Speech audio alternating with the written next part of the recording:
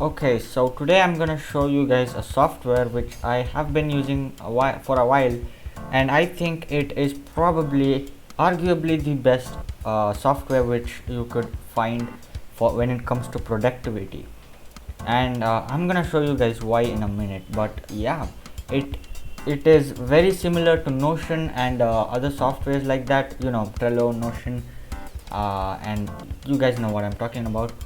It is very similar to that, but it has some features which Notion does not have, like the markdown support. At the same time, it does not have some features which Notion and Trello has. But no, in that case, Obsidian, which I'm talking about right now, is very simple. Okay, so right now what you guys are seeing is Obsidian. The application name is called Obsidian, and yeah, as you guys can see, this is just an introduction uh, and how it works when it comes to Obsidian as a software. So this is just a very small file which I just created for the video itself. So this is how it works. You just create a new file with this button right here, and then you name the file. I'm just gonna say sample file, and then you just do whatever you want. In this case, let's say I just want to go ahead and then create a to-do list, because I mean, assuming that you need a productivity focused app, you probably are going to use a to-do list. You're probably going to use it as a to-do list. So to create a to-do list, all you have to do is say plus space square brackets open, and then space go out of the square brackets, and then space, and that creates this checklist, whatever that's called. And then I'm just gonna say whatever I want right here, and then when you say enter, it just auto fills with the same checkbox, so you don't have to do that every time you go to the next line. You can just say anything you want, and it really just goes on and on. So once you have your checklist created, you can go ahead and then either check it or not check it. It really depends on you, and this is how it works when it comes to productivity. Now let's say I mean, of course, if you are using markdown for a while, and if you have some knowledge on markdown, you probably know how this works. With that said, let's go ahead and then explore some of the features which is specially provided by Obsidian itself. So for example, I have this checklist right here with me. It says whatever. I'm just gonna fill it out with this, and then if you go to this button right here, this is basically dividing your file into editing mode and view mode. Is that what it's called? Yeah, editing mode, and the other one is called reading mode, where if you are just reading this and you don't want to edit it for now, you can just go ahead and then keep it in reading mode. And you know, reading mode is a lot better. It just gives you a better animation and stuff. And by the way, this to do design right here, it does not come out by default. I'm gonna go ahead and then show how you can get this to do design in a minute. But this is how it works. You can create to do lists. Not just that, you can also create your own. You can also go ahead and then create your own I don't know how to pronounce that. Let's say you just want to create 3 boards. I'm gonna go ahead and then say QU active and done. So let's say you are in the middle of a project and you have a lot of stuff to be done. Let's say you are building a game, and you just create a card. Let's say in my case, while creating a game, you need a game name, you need a design, you need a theme, colors, story, genre. I don't know, just fill it up, and then when you are actively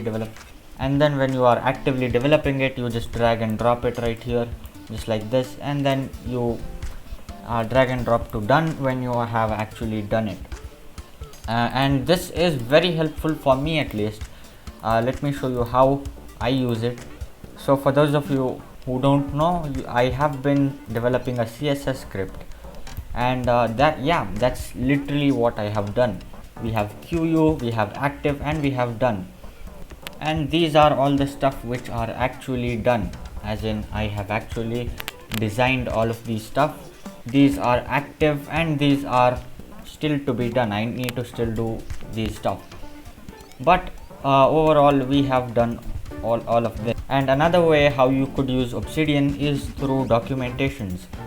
In my case, I manage a lot of products, as in I create YouTube videos and also write Medium articles, but apart from that I also have some specific tools and softwares which I have developed,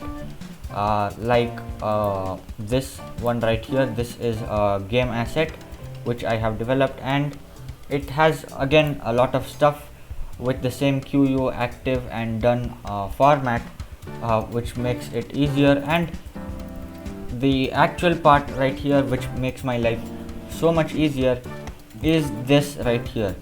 So what I have done is basically just written the whole documentation of the complete Unity asset using markdown file, and you can just go ahead and then upload this to GitLab or GitHub, and the GitLab or GitHub is gonna go ahead, recognize your markdown text, and then show it.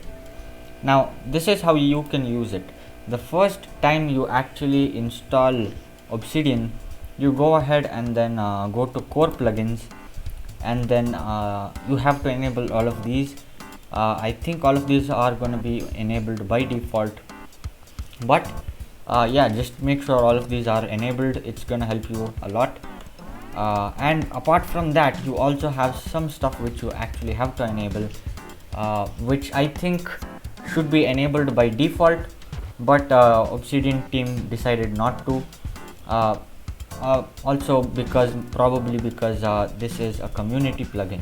So go ahead and then search, go browse into community plugins, and then just search for any plugin you need. For specifically a plugin called Kanban, or again I don't know how to pronounce it. Go ahead and then install this plugin. This is the actual plugin which is gonna help you do this with separate boxes and cards and stuff. You cannot have this without the Kanban plugin enabled. And apart from Kanban, you also have to install the checklist plugin, which is gonna go ahead and then make your to-do list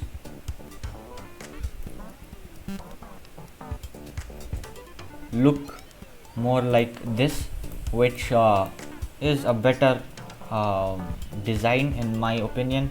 It really just looks better.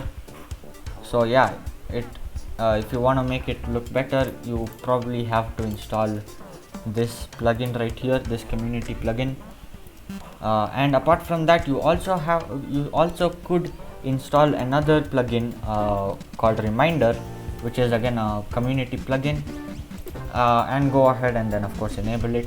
What this does is that it's gonna give you a notification, or it's basically a to-do list, but when you actually schedule it, you can actually get a notification when you actually have to do it, whatever time you have set. With that said, we also have thousands of more templates and plugins which you can use, and it's really a very easy one. It is very beginner friendly, and I highly recommend using this. Now Obsidian is partially free, which means you can use it for free for in most cases. But let's say you are using Obsidian for multiple files. That is when Obsidian needs a new feature called sync. Sync is a very good feature, to be honest, and you can just add a to-do list from one device and view the to-do list in another device, which is a very handy feature for of course productive focused applications. But it is paid. If you want to sync your devices, it is completely paid.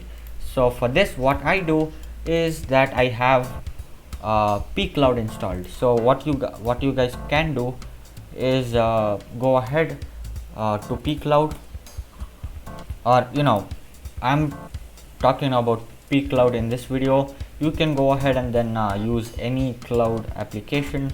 In my case, I just decided to use pCloud as the cloud service. You can really use anything from Google Drive to OneDrive, or you can use anything you want.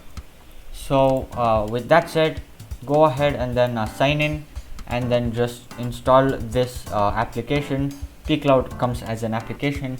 You can go ahead install that. Once you have the application, the cloud application installed, you can go ahead and then just sync your Obsidian Vault folder into pCloud, and that's it. That's really it. You have everything done. So yeah, that's really about it.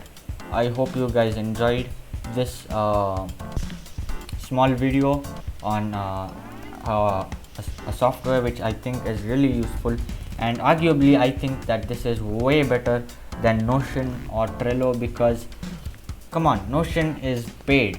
It's not even free. No way near to even Obsidian's price when it comes to money specifically. But even when it comes to the software, I think Obsidian still beats the software, considering that it supports README, I mean Markdown, considering that it's gonna support Markdown. It's gonna have like so many community plugins which you could use, and further customize your software and so on. Not to mention, the software has a really good looking interface. Like, you can also go ahead and enable this feature called translucent windows, and then install some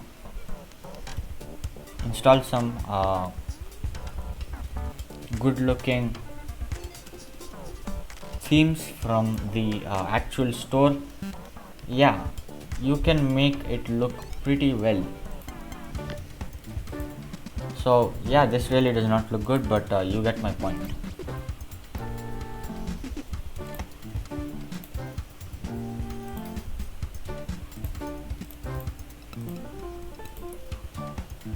So yeah, this is why I think arguably Obsidian is way better than Notion, even when compared to softwares like Trello. Even though Trello is fairly free, you still have no support for Markdown text and so on, and I'm sure there are thousands of more features in Trello which I don't need as such, like the flowchart sort of feature which we have in many applications. I really don't use it because I don't need it. I just need a to-do app, README, Markdown support, and so on, which I have in Obsidian, and it really does help me in many ways. So yeah, I hope you guys enjoyed this very short video. Subscribe right away. It's gonna help me a lot, and it's gonna give you some more videos for free, and I will meet you in the next video.